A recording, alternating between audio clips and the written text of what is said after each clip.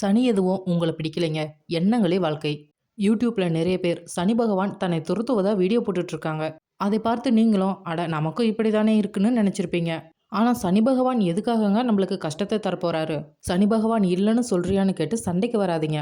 சனி பகவான் இருக்காரு. ஆனா யுகங்கள் தாண்டி வாழும் அவரு வெறும் 100 வருஷம் வாழும் நமக்காக கஷ்டங்களை தரும் வேலையை பார்ப்பாரா? அப்படி கஷ்டம் தருவது தான் அவரோட வேலைனா, எத்தனை லட்சம் வருஷங்கள், எத்தனை கோடி மனுஷங்க, அவங்களையெல்லாம் கஷ்டப்படுத்திட்டு கடைசியா வந்து நம்மளை கஷ்டப்படுத்தும் போது, அவருக்கே இந்த வேலை போர் அடிச்சிடாதா? அண்ட சராசரங்களை உருவாக்குன ஒருத்தர் பல லட்சம் வருஷம் கழிச்சு 2026ஆம் வருஷத்துல இந்த கேரக்டரை கஷ்டப்படுத்தணும்னு நினைச்சு அப்பவே நோட்ஸ் எழுதி வச்சுட்டு அதுக்கப்புறமா இந்த பிரபஞ்சத்தை படைக்க ஆரம்பிச்சிருப்பாரு. உடனே சிலர் உருவாக்குனது வேற, சனி பகவான் வேறன்னு சொல்வாங்க. ஆனா இங்கே ஆதியும் அந்தமும் ஒருவனே தானே. அவனோட வேலை நம்மளை காப்பாத்துவது, நமக்கு கஷ்டத்தை கொடுப்பதில்ல. சாத்தான் தான் கெட்டவன், பகவான் எப்போதும் நல்லவர் தான். நாத்திகவாதியா கூட இருந்துடுங்க, தப்பு கிடையாது.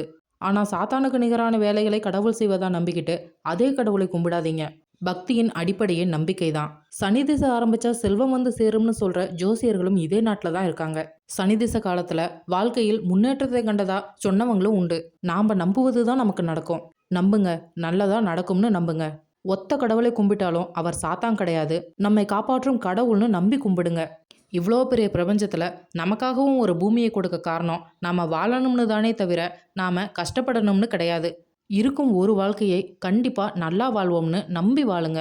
நாம் நல்லதை நம்பினாவே கட்டாயம் கடவுளும் நமக்கு துணை இருப்பார்.